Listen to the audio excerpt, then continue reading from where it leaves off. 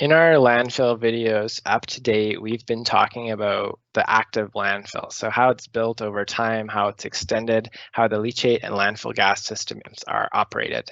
At a certain point in time, a landfill will be filled and it will have to close, but that's not the end of landfill operations. There's a whole bunch of things you have to do once it's closed that we call post-closure care. And these can take a significant amount of resources because landfills are a significant environmental hazard because of their leachate and their landfill gas that exists for many years after they're closed.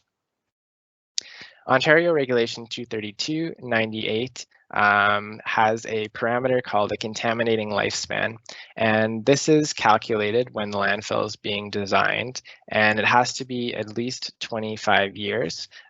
Different sites will take longer than that, many sites much longer than that, and the contaminating lifespan needs to be provided enough financial assurance to continue post-closure care throughout that period. So when someone's building a landfill, they need to commit to taking care of it for its full life when it's built. They don't want anyone to be abandoning landfill sites after they're closed, after they've made all their money. So that's built into the regulation. That financial assurance is meant to pay for all these things that are done through the post-closure period. So there's final cover, maintenance, and landscaping. It needs to be kept from eroding, holes opening up, fissures from runoff or landfill gas migration through the cover. Landscaping, so they've got to cut the grass on the landfill. Environmental monitoring, so that's monitoring the soil vapor, groundwater, surface water, any other aspects required in the ECA. There's design, construction, operation, maintenance, and replacements of engineered facilities. So this would be like our landfill gas system, our leachate system, anything else that needs to be kept running to protect the environment and human health.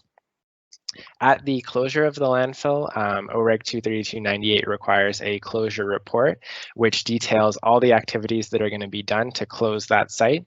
And then an annual post-closure care report is submitted each year after that, which summarizes all these other aspects, provides all the data to the Ministry of Environment, Conservation and Parks, and basically is meant to demonstrate that that site is not harming the environment and human health. And if it shows up that there are any issues with it, then the ministry can make orders to the landfill operator to take corrective actions and prevent their landfill from negatively affecting the people and environment around it.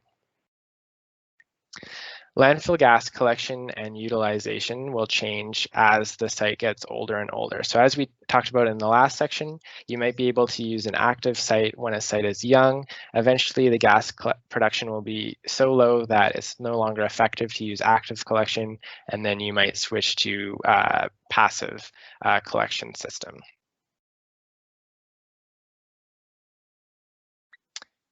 While this is happening, you'll also be monitoring the soil gas. So as I mentioned before, in Ontario, there is a limit of 2.5% methane by volume at the property line outside a landfill. Higher than that means there's an unacceptable amount of landfill gas moving away from the landfill and off-site. And the way this is monitored is with soil gas probes. And these have a similar design to landfill gas extraction wells. They're just much smaller. So they might be like a 1 or 2 inch diameter versus like a 6 to 10 inch diameter for an extraction well. And these will just go down into different layers of the soil and allow someone to come along and test and see what is the concentration of gas at that stratum of the soil. There's a procedure when sampling the soil gas probes in order to get good data from them. So first, the pressure is measured, and if a positive pressure is measured, that means that the landfill gas is still like pushing out at that unit of soil, and it needs somewhere else to be that pressure to be let out. So it needs some enhancements in the landfill gas collection system, whether passive or active. Once the pressure is measured, then the well would be purged, which means all the air that's sitting in that probe riser is removed. And then once the actual air that's in the soil starts being pulled in and being analyzed, that's the concentration that would be checked. And it'll be checked for things like methane, carbon dioxide, oxygen, and nitrogen. And that's what will be compared against that 2.5% methane criterion. You'll also measure the water level in the probes, and that will tell you, and the bottom of the probe, and that will tell you whether the probe is filling up with sediment over time and whether it's still operational, whether the screen is completely flooded and you can trust the data, and give you a little bit of information about what the groundwater is doing in those probes. The leachate collection system needs to be kept running over time. So although most of the leachate is generated during that active landfilling phase before the final cover's on, it's going to be generated throughout the life, and we want to make sure that it's not affecting the groundwater. So the leachate collection system designed way back when we were talking about leachate collection system needs to keep operating over time. So they need to be really robust systems. And if you look at some of the design specs, that's why they're so robust, because they need to keep operating for things like 75 and 100-year service lives. So some of the operational things to keep the leachate collection system running are cleaning pumps, cleaning wells that have silted up and are full of solids, and you might need to be decommissioning or adding or upgrading infrastructure to extend, pull back, improve the leachate collection system based on what your monitoring data is telling you. So if you see like the leachate level in the landfill filling up, then you might say, oh, we need to add some leachate extraction wells. It's not getting into the leachate collection system. If you see some indicators in your groundwater probes, you might say, well, it looks like there's a failure in the liner. We need to do some groundwater extraction to pull this leachate out and treat it and not let it go into the groundwater.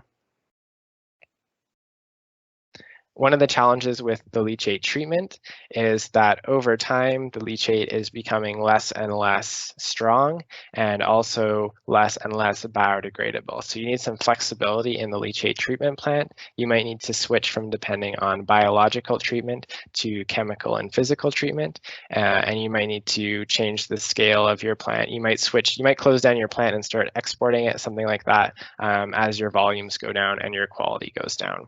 So that makes planning leachate treatment plants a little bit difficult because you have this big change through the life of the landfill. Surface water and groundwater, both of these we don't want to be affected by any of the leachate.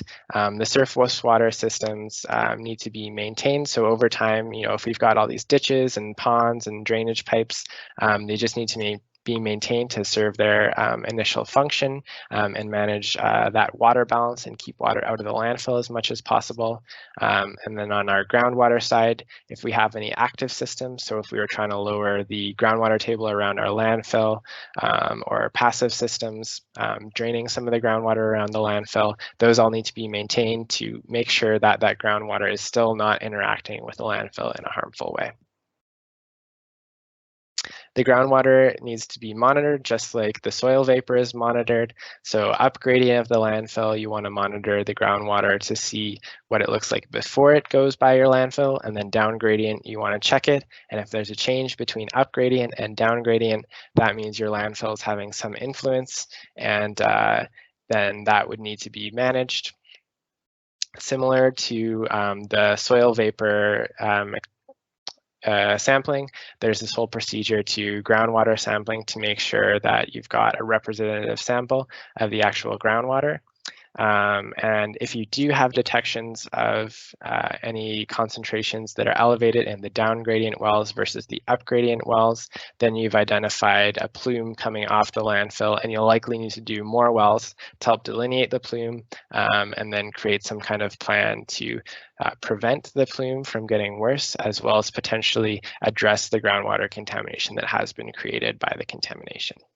Surface water systems are very dynamic. Streams change their course over time. We've got things like sea level rise. All these things really change with surface water systems. And for a landfill that's meant to kind of sit there and protect its waste for 100 years or longer, this can cause conflicts. So the surface water needs to be monitored over time to make sure that these dynamic aquatic systems aren't affecting the landfill. So in the picture, there's a picture of coastal erosion eroding next to a landfill, and you can see the garbage is kind of going directly into the ocean. This is kind of the worst case scenario of surface water interaction with the landfill. So that all needs to be monitored and mitigated if things come up with respect to affecting the surface water.